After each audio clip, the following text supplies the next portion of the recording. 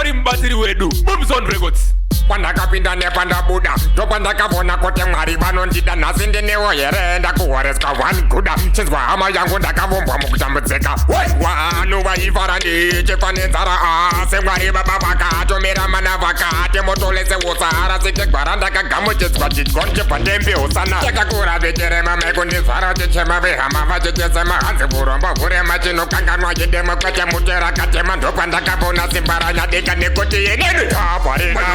Sekandida yire Ndaparinani mukunga ndichatambure Ndaparinani torotanika ndichambuke Ndaparinani Ndaparinani Ndaparinani sangu yesekandida yire Ndaparinani namarika ndichatambure Ndaparinani torotanika ndichambuke Ndaparinani Ndaparinani ndakakura ndichitengesa muzika modoma zikobvutsunga lepi yekutambudzika ndine uyo tode kuba kuseni nedekuka kunohodha vachitwandira pabude chipenyo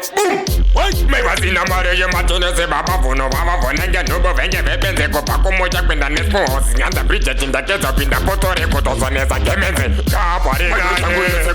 yire Ndaparinani mukunga ndichatambure Ndaparinani torotanika ndichambuke Ndaparinani Ndaparinani Ndaparinani sangu yese kandida yire Ndaparinani namarika ndichatambure Ndaparinani torotanika ndichambuke Ndaparinani Ndaparinani Ndioneka zineta Mwari atitadambura takukogara tine mari zvakanyorwa mumagwaro kutika ani nani anotenda muzita rababa taita mari ndiwo vote waitomera mabepo kuti tipire muna moti ife tiri mapongo mubobobobo chikwambomachemachentama mutoramba chitonza tamboza malongi ndikadadira mukaekuti inini Ndaparinani ndatsoka ndiri namba 1 ane plani kubika mazimari maziteni mileyoni kutenderedza rokeshani ndiripo pamichani saka chalanja dipani iri magunzi ngezi dziri mapanzi takwaisa dhanzi ndiri kutenda tenzi nesanzi ngoma dzako mapenzero parebuchema ndiri zvichiripo kuti magetsi dzaka vangu ndati yese kandisekere masniche Mwari vanondida vakandipa jero simba rekuti kandigoyimba kandirambe ndichivhima muhupenyu ndigosvika kusvika ini ndasvika semukadzi anonotsvaka huni ndakasingasvinga